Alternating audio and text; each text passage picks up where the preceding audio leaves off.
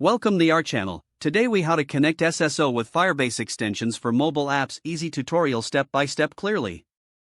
To connect SSO with Firebase Extensions for mobile apps, start by ensuring you have a Firebase project set up.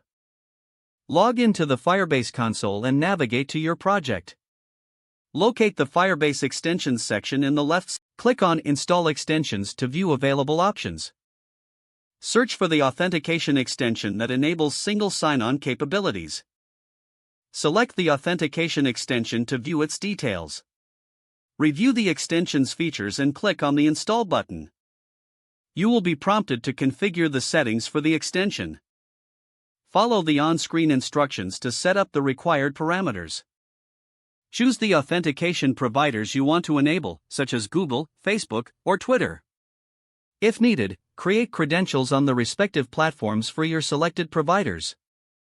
Copy any required keys or IDs provided by these platforms.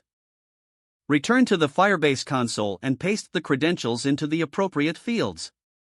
Once all parameters are configured, click the Complete Installation button. Firebase will now deploy the extension, which may take a few moments. After deployment, navigate to the Authentication section in the Firebase console. Check that your selected providers are listed under Sign-in method. Next, download and set up the Firebase SDK in your mobile app project. Use the command line to install the Firebase libraries pertinent to your app's framework. Integrate the Firebase authentication methods into your mobile app code.